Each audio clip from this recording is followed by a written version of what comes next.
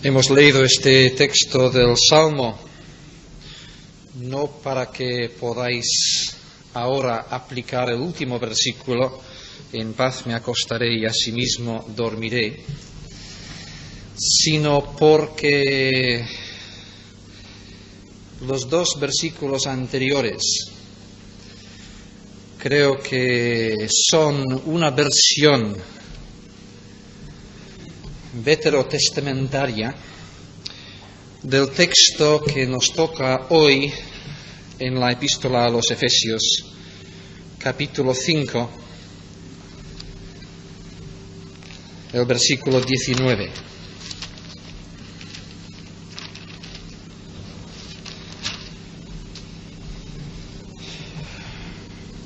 Sed llenos del Espíritu, hablando entre vosotros con salmos, con himnos y cánticos espirituales, cantando y alabando al Señor en vuestros corazones. El salmista nos dice, ante la pregunta, ¿dónde en este mundo vamos a encontrar el bien?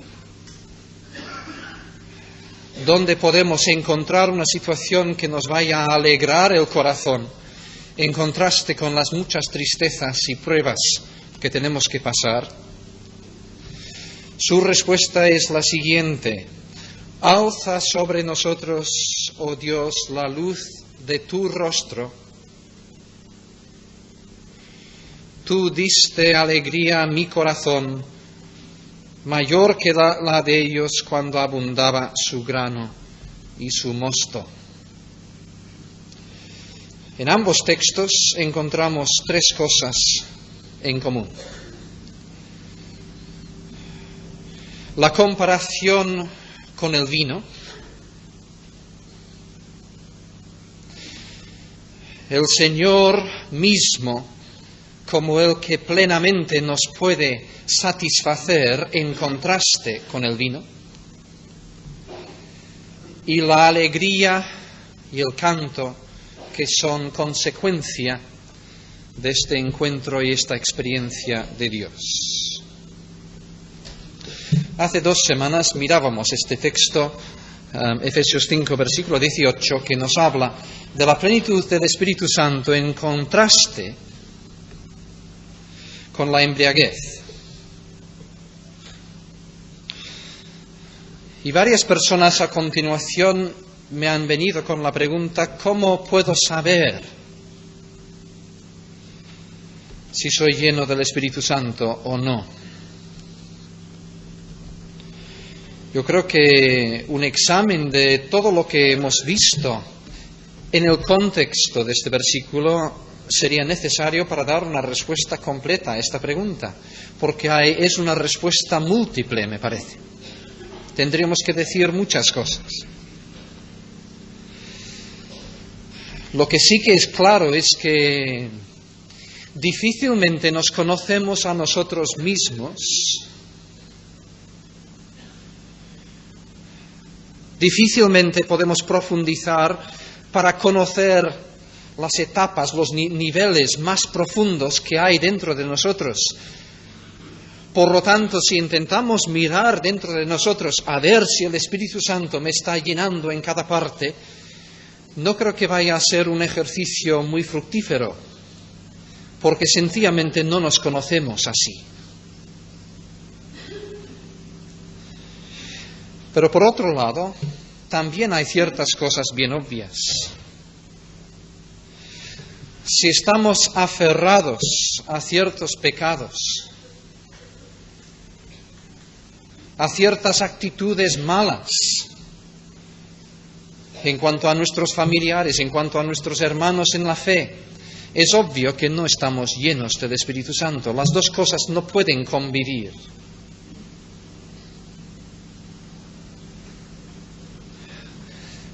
Para ir al contexto más inmediato, lo que considerábamos hace algunas semanas, si vivo de una manera que estoy malgastando el tiempo, llenándome la vida de cosas triviales, superficiales, también es obvio que no estoy lleno del Espíritu Santo, porque Él no me conduce a esto.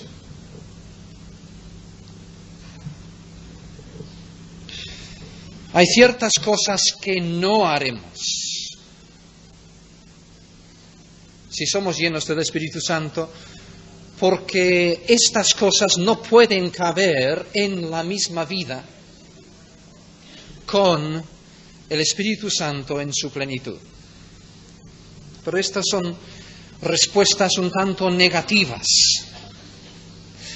Si somos llenos del Espíritu Santo, no seremos así, no haremos esto y aquello. Pablo, a continuación de esta exhortación, nos da algunas pistas más bien positivas en cuanto a la pregunta, ¿cómo puedo saber si soy lleno del Espíritu Santo? Nos dice concretamente 3 cosas que serán ciertas en nosotros si el Espíritu Santo nos llena. Y creo que son cosas bastante sorprendentes. Posiblemente nosotros, si hubiésemos tenido que dar 3 manifestaciones que habría en nosotros caso de que el Espíritu Santo nos llenara, probablemente no habríamos señalado estas 3 cosas. Son, en primer lugar, la música, el canto al Señor. En segundo lugar, la gratitud, versículo 20. Y en tercer lugar, la sumisión, versículo 21. Esta idea del versículo 21, debido a la traducción nuestra, quizás no se vea con toda claridad. Pero de hecho hay 3 gerundios que el apóstol emplea, que todos ellos dependen de esta exhortación, sed llenos del Espíritu. Sed llenos del Espíritu, versículo 19, hablando entre vosotros con salmos. Versículo 20, dando gracias por todo a Dios. Y el versículo 21, sometiéndoos, en el griego es otro gerundio, sometiéndoos unos a otros en el temor de Dios. Si eres lleno del Espíritu Santo, habrá una gratitud tal en tu corazón al Señor que vas a olvidarte de tus reclamaciones de derechos dentro del contexto de la Iglesia y estarás en el culto rebosando de alegría y de gratitud a Él. Por lo tanto, vas a cantar de todo corazón en los himnos. Si eres lleno del Espíritu Santo, tendrás dentro de ti la solución, la única, finalmente,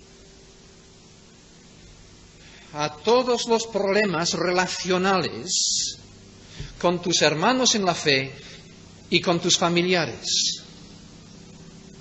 Porque la tesis de Pablo, me parece que vamos a verla en días futuros, es que si quieres tener una buena relación con tu marido o con tu esposa, si tú como padre quieres tener una buena relación con tus hijos y tú como hijo quieres tener una buena relación con tus padres, si en tu empresa deseas tener una buena relación con tu empresario o con tu empleado, el primer requisito es que seas lleno del Espíritu Santo. Naturalmente hay muchos textos en el Nuevo Testamento que nos hablarán de otros principios en torno a estas relaciones. Pero al menos en esta epístola aquí tenemos el énfasis.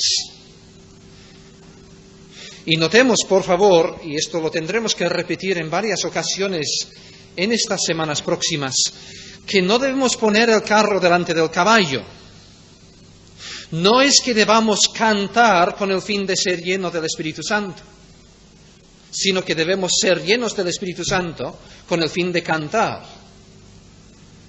No es que debamos cuidar nuestras relaciones familiares con el fin de ser llenos del Espíritu Santo, sino que debemos ser llenos del Espíritu Santo si queremos tener buenas relaciones en familia.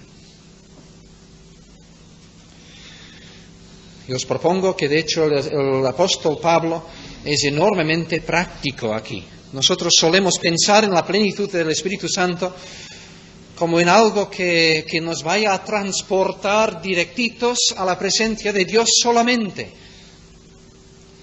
Bueno, por supuesto que esperamos que la plenitud espiritual tenga unas repercusiones en este nivel también.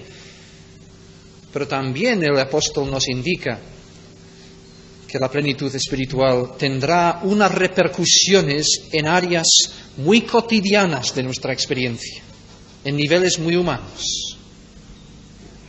Pero a esto llegaremos. Hoy nos vamos a limitar a esta primera consecuencia de la plenitud espiritual, hablando entre vosotros con salmos, con himnos y cánticos espirituales, cantando y alabando al Señor en vuestros corazones. Hace 2 domingos veíamos que la plenitud espiritual se asemeja a la ebriedad en cuanto a la euforia. De hecho, entiendo que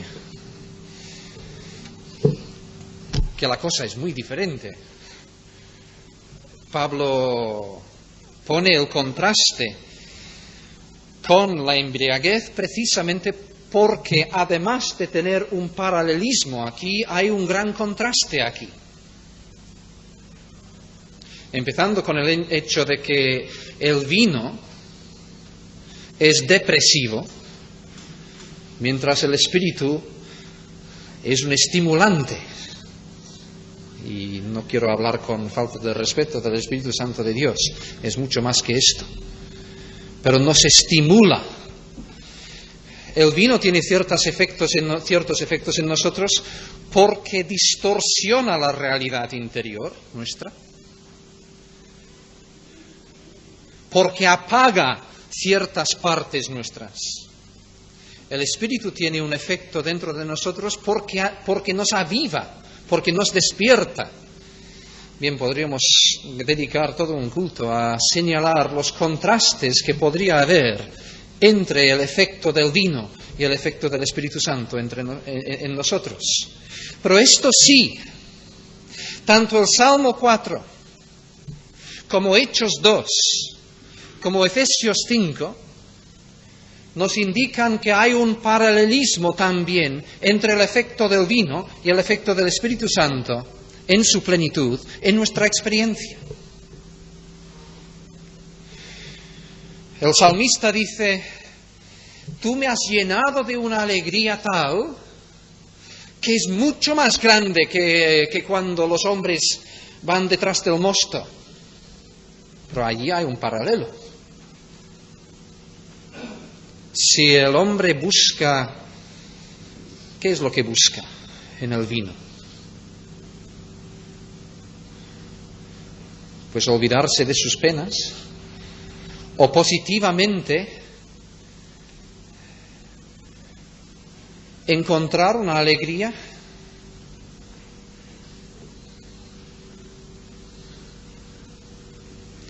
Nuestra alegría está en el Señor. El día de Pentecostés, los que miraban a los apóstoles, algunos de ellos decían: estos hombres están ebrios. Porque los efectos aparentes de la plenitud del Espíritu Santo en la vida del ser humano, en apariencia, repito, son parecidos a los efectos del vino. Aquí en nuestro texto también no es ningún accidente que Pablo lo diga. No os embriaguéis con vino, no os llenéis de vino, sino llenaos, sed llenos del Espíritu Santo. Y claro, uno de los efectos del vino al menos en cierta etapa de la embriaguez, es que los borrachos cantan. Y uno de los efectos de nuestro vino espiritual es que nos hará cantar.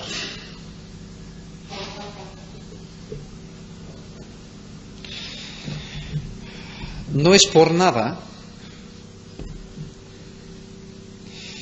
que la música se suele asociar con los dos extremos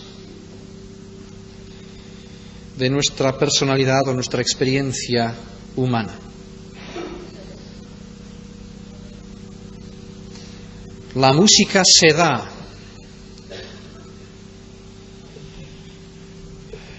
en los momentos más sensuales, más carnales, más bajos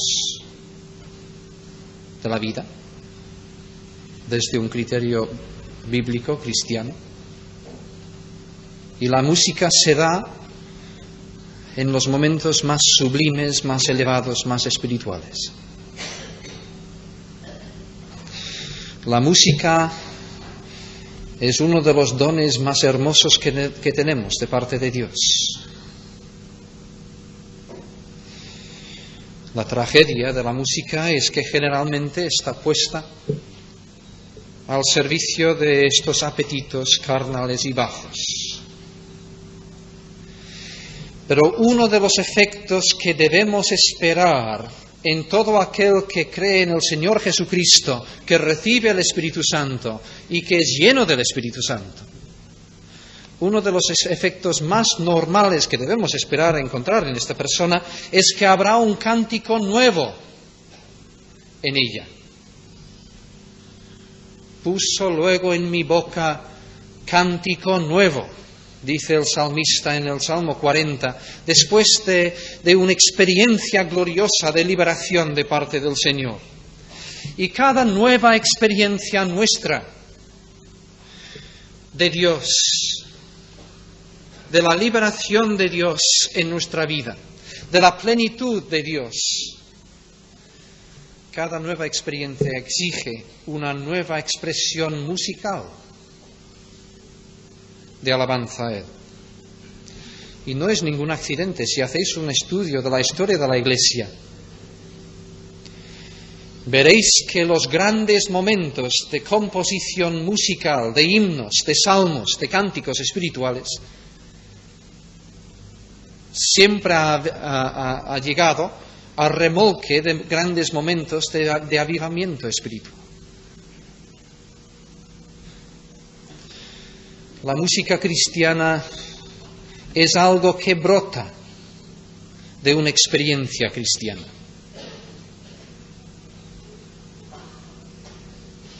Cuando Pablo y Silas en la cárcel de Filipos empiezan a cantar a medianoche, como ya dije una vez aquí, no creo que haya sido porque hayan dicho entre sí, hermano, conviene que hagamos un buen testimonio ante los demás prisioneros, así que vamos a cantarles un poco.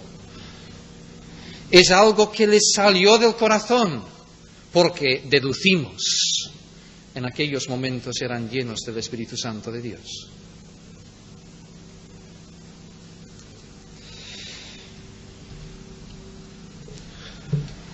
Antes de proseguir con esta línea, vamos a volver a nuestro texto y desglosar algunos puntos concretos de enseñanza que tenemos en él. ¿A quién debemos cantar?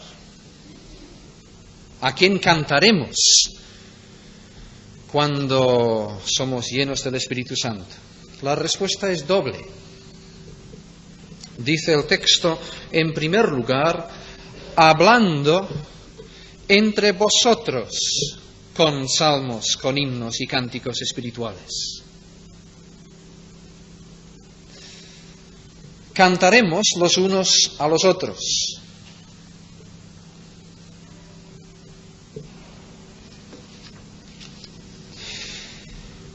En segundo lugar, cantando y alabando al Señor.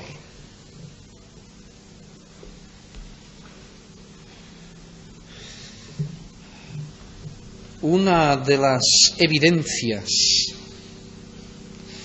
de que hoy en día nuestra música va un poco mal enfocada es el hecho de que constantemente en nuestros círculos, cuando se habla de la música, se habla de ella como si su primera finalidad fuese evangelística.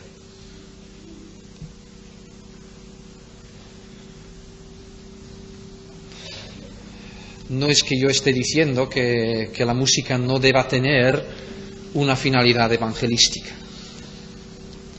Podríamos encontrar cierta base en la Biblia para justificar un uso evangelístico de la música, si queréis.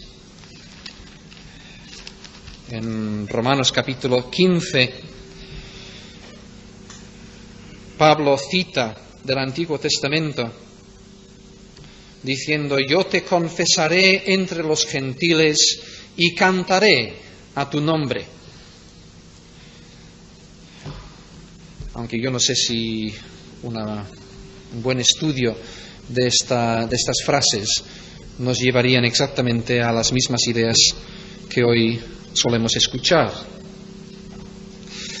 Desde luego, creo que podemos partir de la base de que cualquier método en la evangelización que no haga violencia al mensaje que estamos transmitiendo puede tener su utilidad.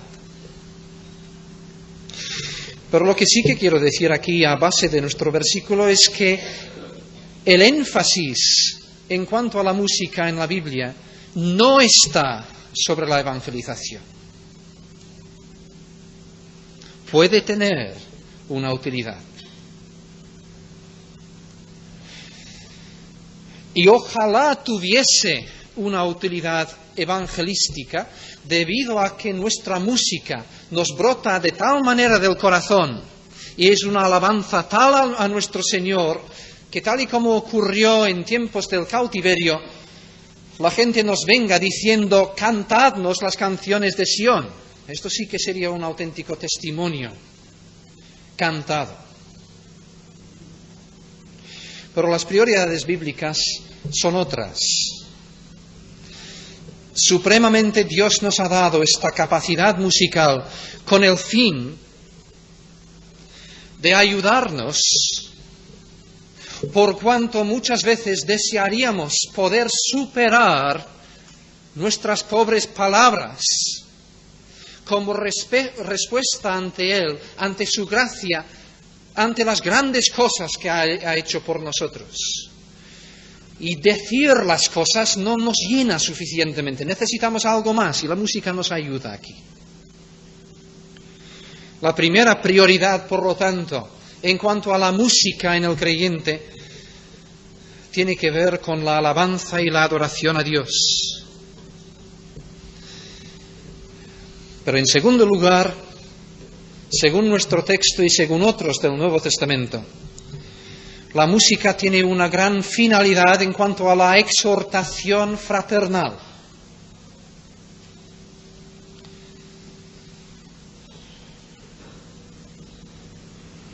En cuanto a la afirmación de nuestra fe. En cuanto a nuestro testimonio en torno a la fidelidad de Dios en nuestras vidas. Incluso tiene una gran función la música como expresión de actitudes y sentimientos del creyente en diversas circunstancias. Podríamos examinar algunos de los himnos del Nuevo Testamento en este sentido. Uno de los más tremendos, los más poderosos, se encuentra en la segunda epístola de Pablo a Timoteo. Y estas son sus palabras: si somos muertos con Él, también viviremos con Él. Si sufrimos, también reinaremos con Él. Si le negáremos, Él también nos negará. Son palabras de exhortación fraternal.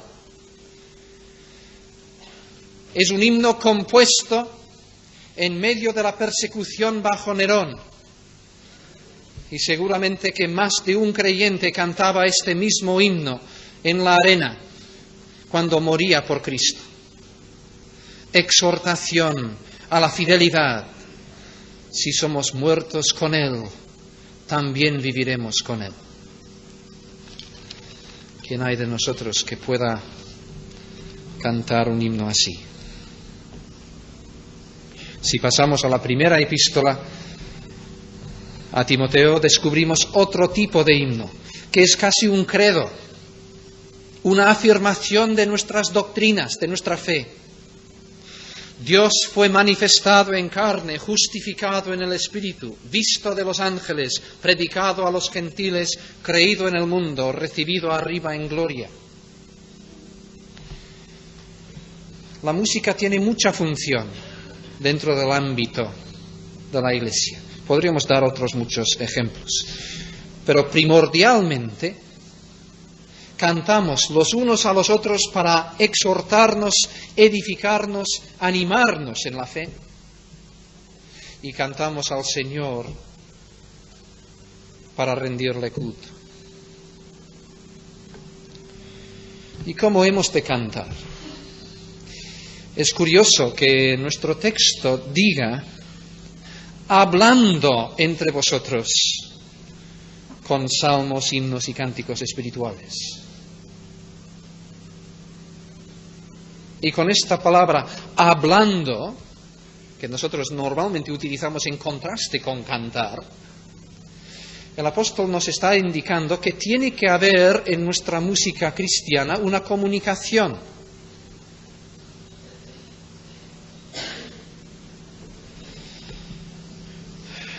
En otras palabras, nuestras canciones espirituales tienen que tener un contenido. No es cuestión en el ámbito cultico de sonidos bonitos meramente. Es cuestión de que o bien nos estamos comunicando con nuestros hermanos, exhortándonos los unos a los otros con un mensaje concreto, o bien estamos dirigiendo la palabra a nuestro Dios, alabándole también con un contenido concreto.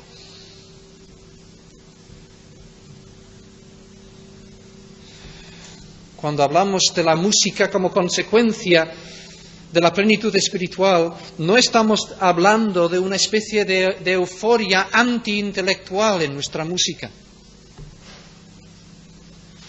Cuando somos llenos del Espíritu Santo, toda nuestra persona, incluida la mente, toda nuestra persona está orientada hacia el Señor en alabanza.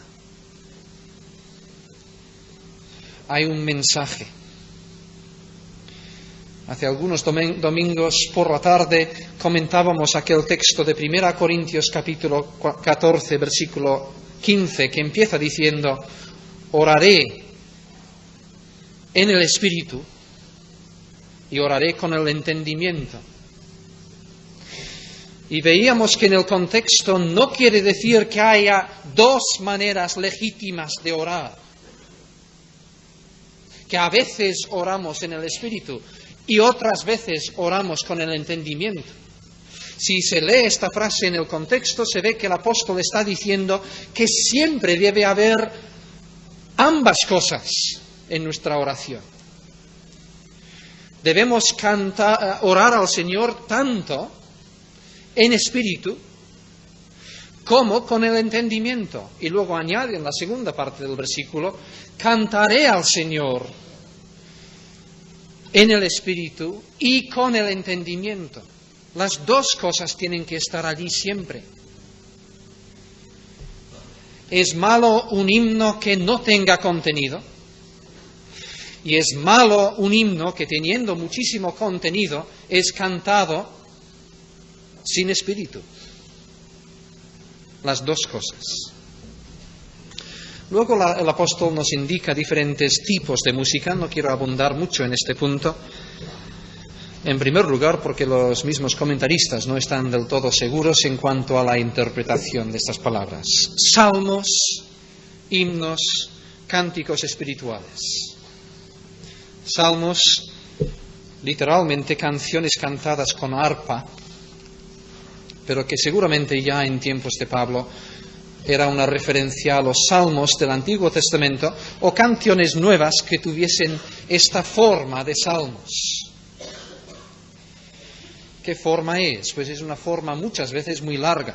No tenemos ningún himno que nosotros solamos cantar que tenga la misma duración que algunos de los salmos, y sin embargo eran cantados con fervor por los hebreos en tiempos pasados. Quizás tengamos que rectificar algo de esto en un día futuro. Pero los salmos son canciones largas. Bueno, la extensión, la duración varía enormemente, pero de una forma también muy libre. Himnos son cánticos dirigidos especialmente al Señor, en el sentido original de la palabra. Alabanza a Dios, quizás de una forma más regular y por lo tanto más apropiada para el canto congregacional. De hecho, Pablo ya ha citado 2 veces de himnos en esta misma epístola. En el capítulo 4, versículo 4. Un cuerpo, un espíritu, como fuisteis llamados también en una misma esperanza de vuestra vocación. Un Señor, una fe, un bautismo. Un Dios y Padre de todos, etc. Seguramente el fragmento de un himno de la iglesia primitiva. Y también el capítulo 5, versículo 14. Despiértate tú que duermes y levántate de los muertos y te alumbrará Cristo. Y cánticos espirituales. Una palabra genérica que incluya todo lo demás. Canciones de exhortación fraternal. Canciones de testimonio. Canciones de credo. Pero como digo, finalmente quizás estas 3 categorías no resulten demasiado claras. Y probablemente lo que quiere decir Pablo es sencillamente que toda forma musical es buena. Hay una diversidad de formas en nuestra música, con tal de que estas formas reúnan otras condiciones de las que estamos hablando. Que haya un mensaje. O para seguir adelante, que cantemos y alabemos, la palabra allí, alabando al Señor, es literalmente salmodeando. Es la misma palabra que tiene como su raíz la palabra salmo. Haciendo salmos al Señor, pero lo que añade es en vuestros corazones. No porque no vayamos a cantar con los labios, por supuesto que sí, sino que lo que Pablo quiere decirnos es que tiene que haber una correspondencia entre lo que hay en el corazón y lo que hay en los labios. No es ninguna bendición ni a la congregación ni a Dios mismo cuando nuestros himnos son una repetición mecánica de una tradición eclesiástica.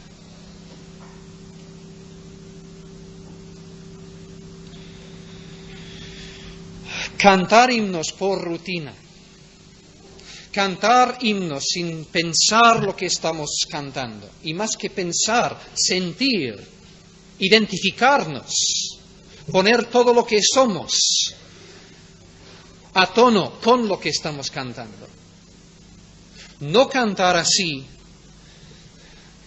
no solo es no cantar con plenitud espiritual, casi es tomar el nombre de Dios en vano. Es menospreciar la gracia de Dios. Es, a la luz de Romanos capítulo 1, mostrar la impiedad de la ingratitud. O para utilizar la ilustración de Cristo, es tener una actitud un tanto porcina en cuanto a las perlas de Dios.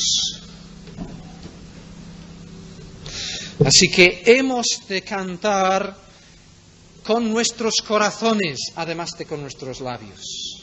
Y cantar de otra manera es caer en un pecado muy serio. A esto volveremos.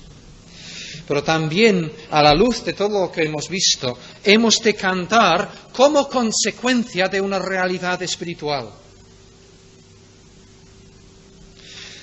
La música cristiana verdadera no se puede fabricar fríamente. Un no creyente no puede cantar cristianamente.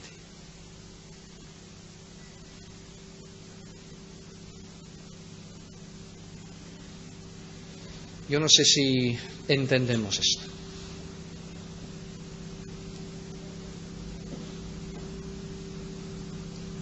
Hace no poco un hermano me decía que por qué no contratamos a algún profesional para dirigir el coro de la iglesia, porque a fin de cuentas solo es música.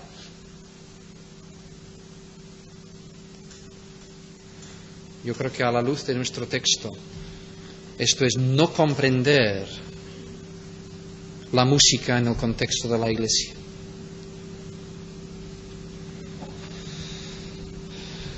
No puedes fabricar con medios humanos el cántico cristiano. Es por esto que os propongo en esta mañana que quizás el 80% de lo que pasa por música evangélica en nuestros días es una vergüenza y es un atentado contra la gloria de Dios.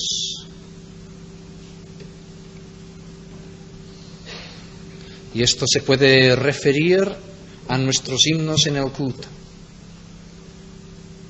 Se puede referir a los diversos conjuntos solistas y coros que hay actualmente.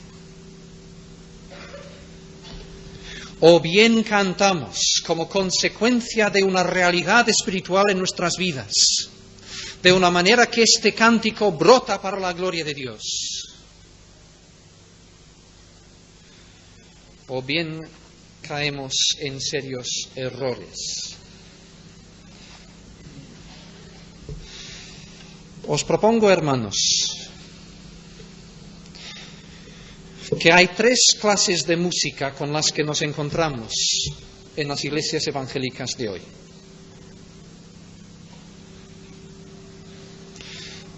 Me faltan palabras adecuadas para definir estas 3 clases de música. Les voy a dar 3 nombres, pero reconozco que estos nombres no son muy adecuados.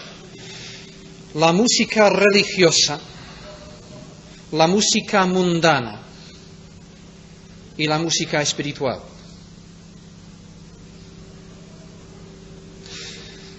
Y ya que las palabras no son muy adecuadas, permitidme explicar lo que quiero decir en cada caso. Por música religiosa entiendo la música que es de la religión humana.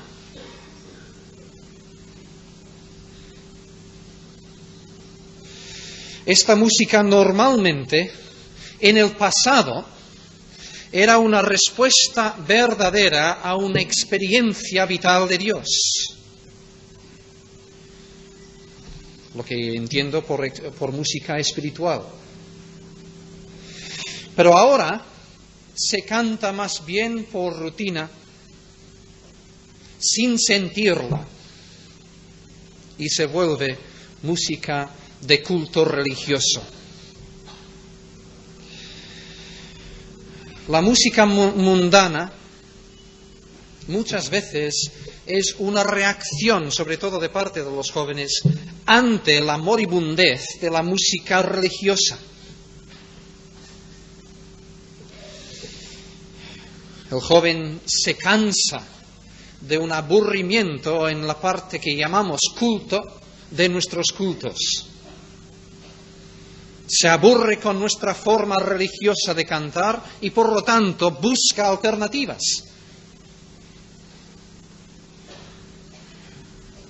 pero ya que no es lleno del Espíritu Santo, busca estas alternativas en el mundo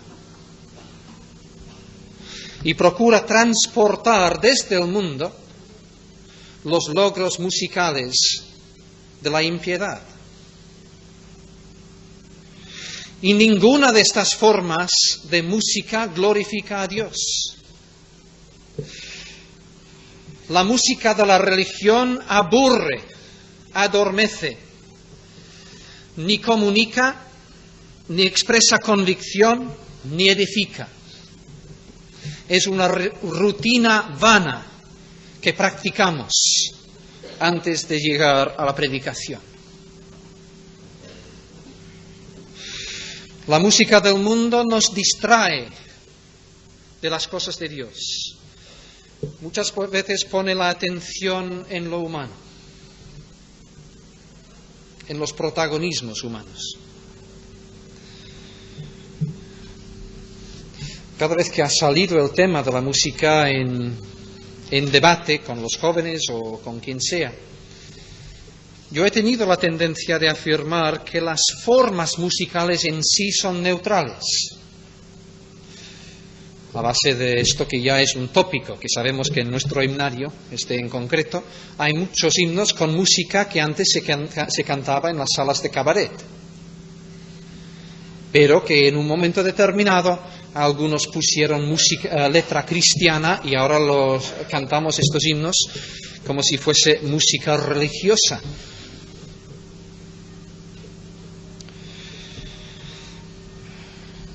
Yo creo que hay un gran grano de verdad en esto de que las formas musicales en general son neutrales.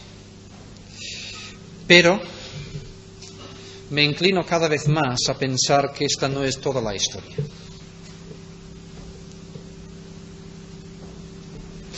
Yo creo que si nos situamos en tiempos de Elías, por ejemplo, podemos imaginar enseguida cómo habrá sido la música del culto a Baal y cómo habrá sido la música del culto a Jehová.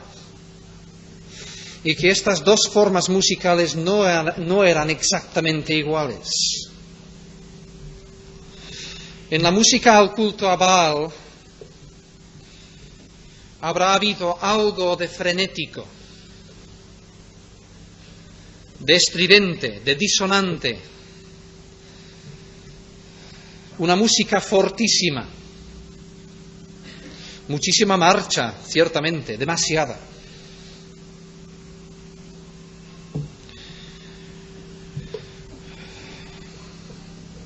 Muchas de las formas musicales de nuestros días tienen su origen en el animismo africano.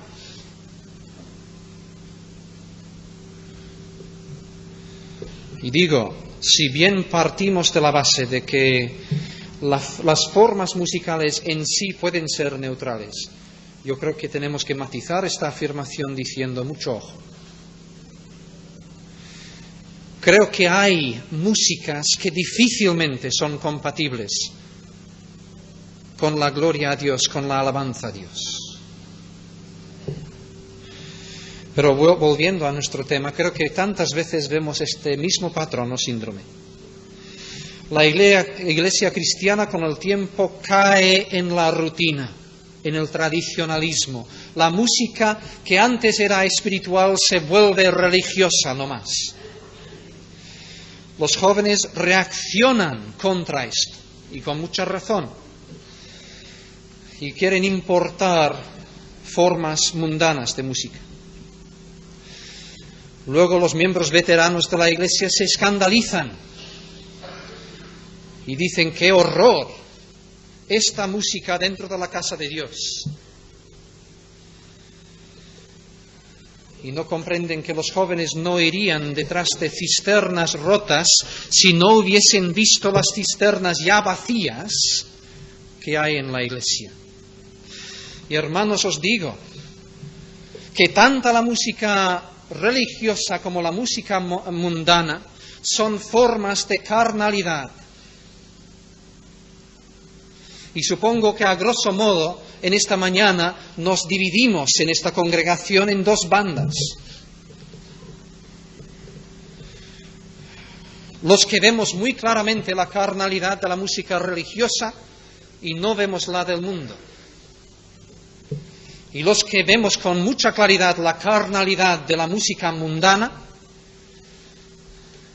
y no hemos entendido que cuando cantamos con rutina también es una forma de carnalidad. En contraste con esto,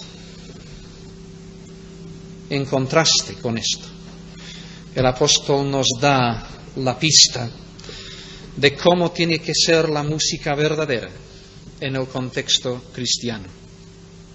Lo que yo he llamado la música espiritual. La llamo así porque es fruto de la obra del Espíritu Santo en nuestras vidas. No estoy hablando de formas concretas, sino de una manera de cantar la forma que sea.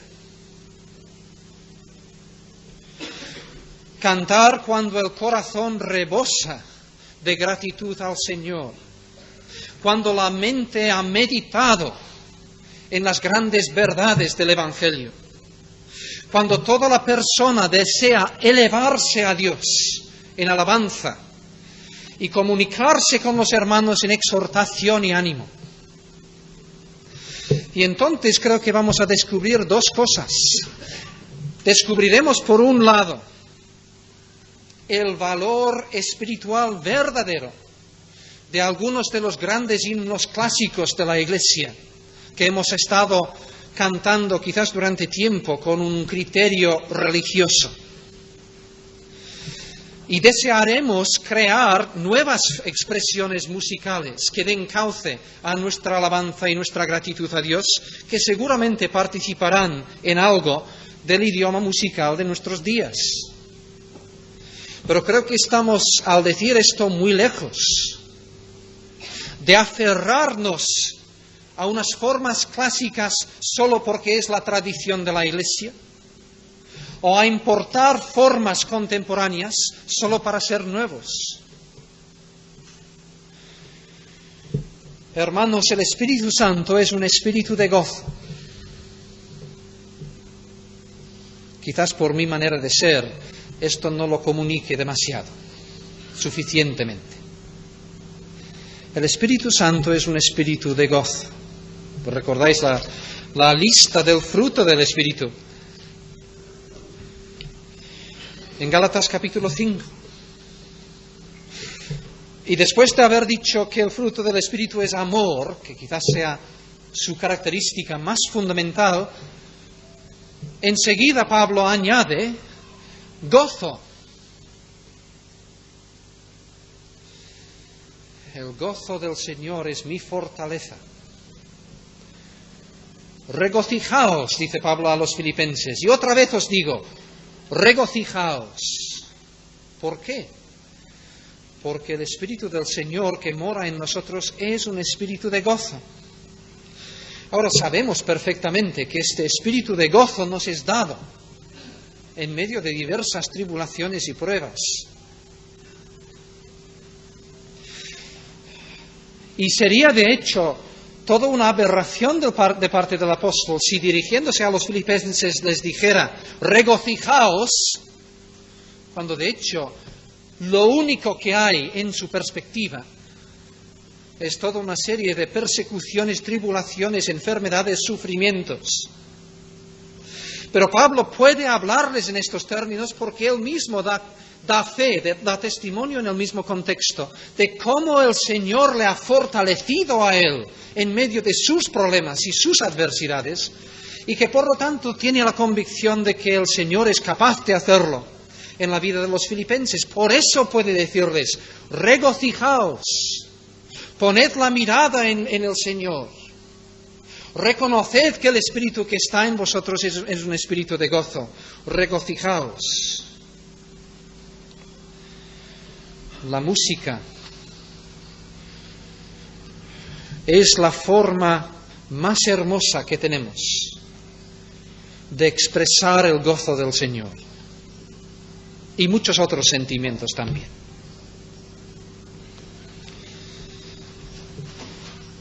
una de las mayores tragedias de la Iglesia contemporánea es que tenemos fama de ser un pueblo triste, abrumado, derrotado, sin nada que ofrecer.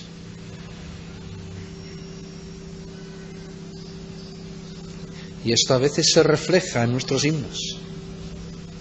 Entra alguien de fuera y nos mira mientras cantamos. ¿Qué autenticidad hay en eso? Las cosas van de remolque. Si nosotros no somos llenos del Espíritu Santo, no vamos a cantar como personas llenas del Espíritu Santo. Si somos llenos de nuestras tristezas y nuestros agobios, cantaremos de la misma manera.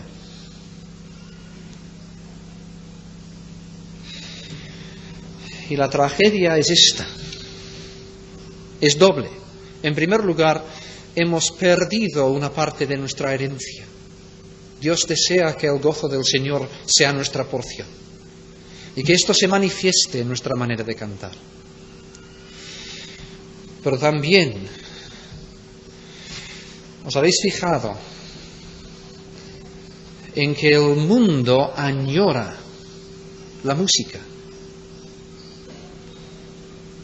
Es curioso que normalmente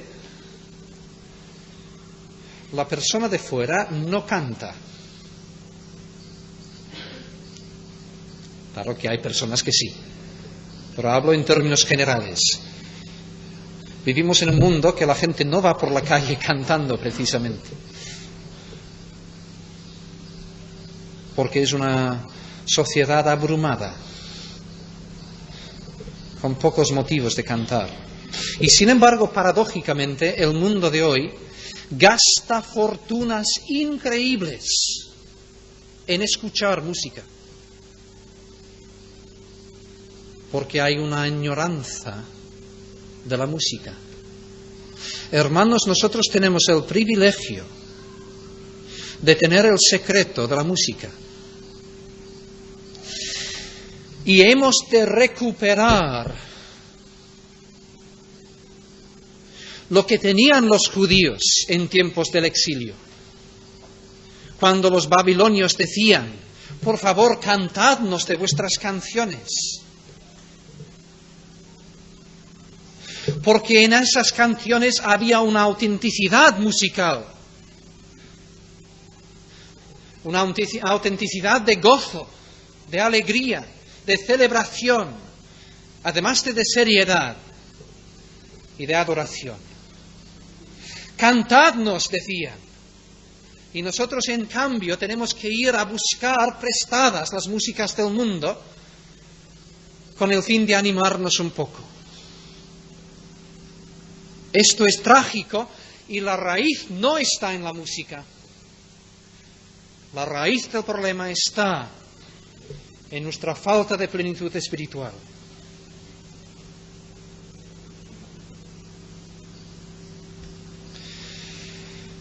Nos acusa y nos condena el movimiento carismático en esto. Sabéis que el problema de la mundanalidad y el choque de criterios entre diferentes gustos musicales se da no en el movimiento carismático, sino en las iglesias que no son carismáticas en el sentido convencional de la palabra.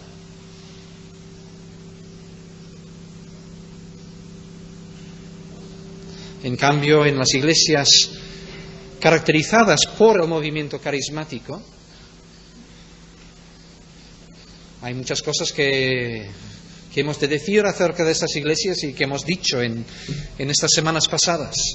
Pero una cosa es cierta, que estas iglesias se caracterizan por una gran euforia y gozo en el momento de cantar, y ni necesitan acudir a formas tradicionales ni a formas mundanas. El resurgir musical en nuestros días se encuentra allí. Repito pues, lo que necesitamos es recuperar unos valores espirituales, una vivencia tan auténtica en el Señor, que nuestra música sea igualmente auténtica. Ojalá en nuestros días la historia se repita y que algunos de nuestros contemporáneos empiezan a impresionarse por nuestra forma de cantar, debido a que es un canto que procede de un corazón lleno de Dios. Ahora vamos a cantar. ¿Cómo cantaremos? Recordad lo que decía al principio. No vamos a llenarnos del Espíritu Santo a base de cantar. Vamos a cantar cuando tengamos la mirada puesta de tal manera en el Señor que Él nos llene. Así que ahora, en estos momentos que vamos a cantar, hermanos, poned la mira en Él. Cantadle a Él. Cantad desde vuestros corazones y no solamente desde vuestros labios. Y que el Señor nos bendiga.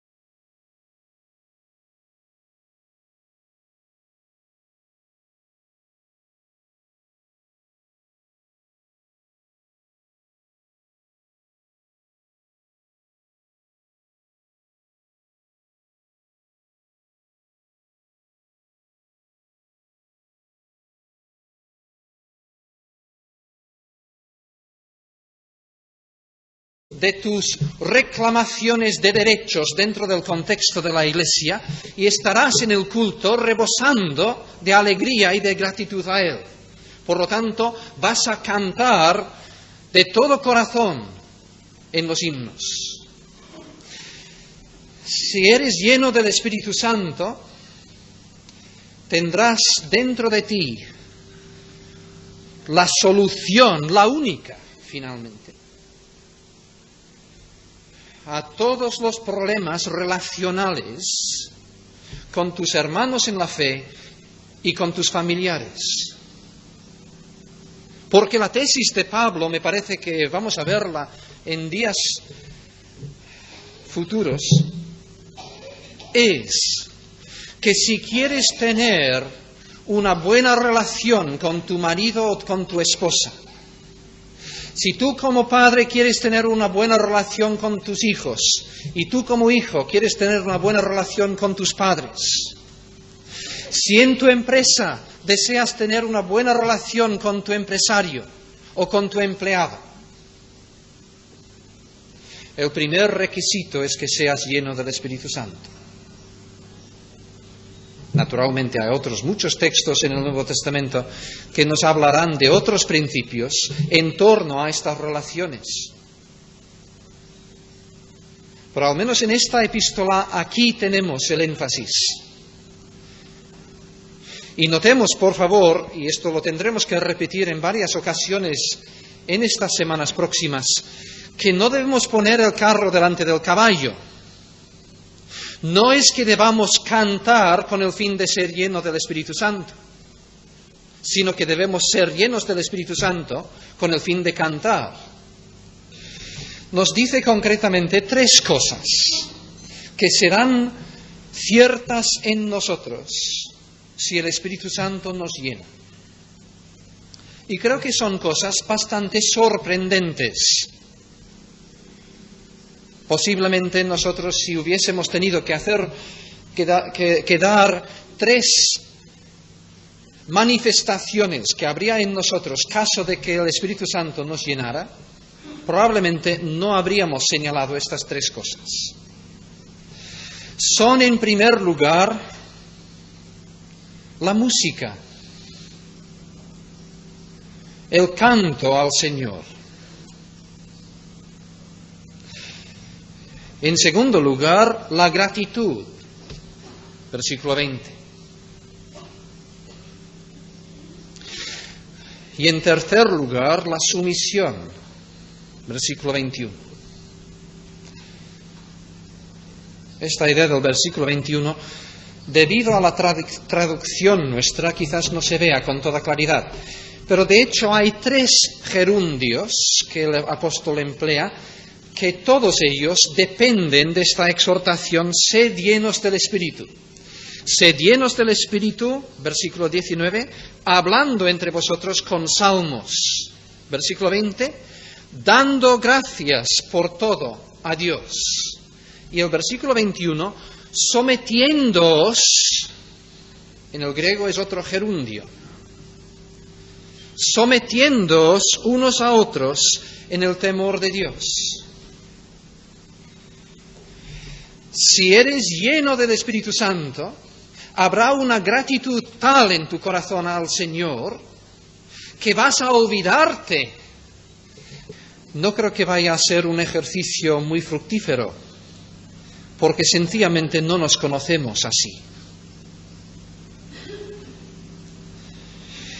Pero por otro lado, también hay ciertas cosas bien obvias. Si estamos aferrados a ciertos pecados, a ciertas actitudes malas, en cuanto a nuestros familiares, en cuanto a nuestros hermanos en la fe, es obvio que no estamos llenos del Espíritu Santo. Las 2 cosas no pueden convivir.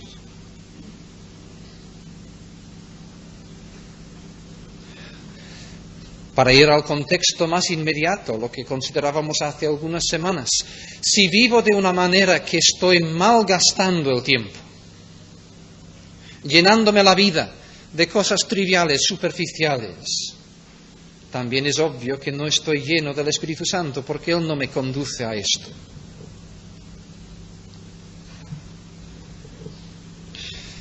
Hay ciertas cosas que no haremos. Si somos llenos del Espíritu Santo, porque estas cosas no pueden caber en la misma vida con el Espíritu Santo en su plenitud. Pero estas son respuestas un tanto negativas.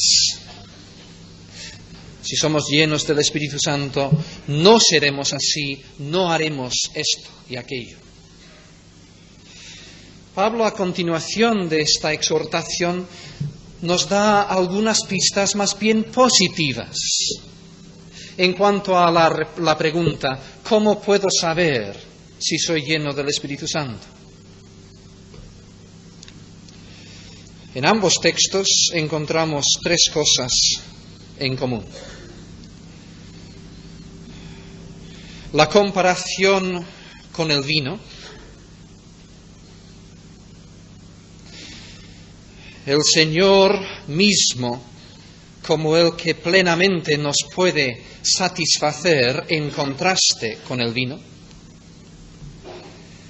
y la alegría y el canto que son consecuencia de este encuentro y esta experiencia de Dios. Hace 2 semanas mirábamos este texto Efesios 5, versículo 18, que nos habla de la plenitud del Espíritu Santo en contraste con la embriaguez. Y varias personas a continuación me han venido con la pregunta: ¿cómo puedo saber si soy lleno del Espíritu Santo o no?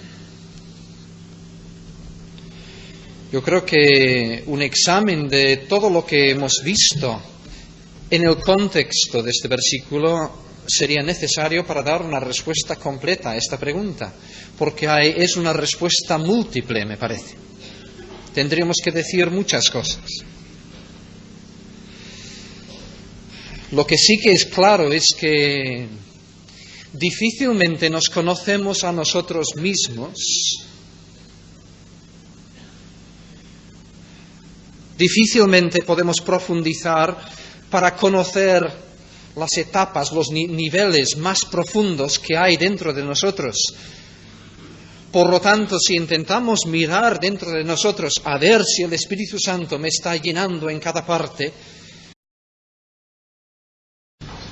hemos leído este texto del Salmo no para que podáis ahora aplicar el último versículo: en paz me acostaré y asimismo dormiré, sino porque los dos versículos anteriores creo que son una versión veterotestamentaria del texto que nos toca hoy en la epístola a los Efesios, capítulo 5, el versículo 19.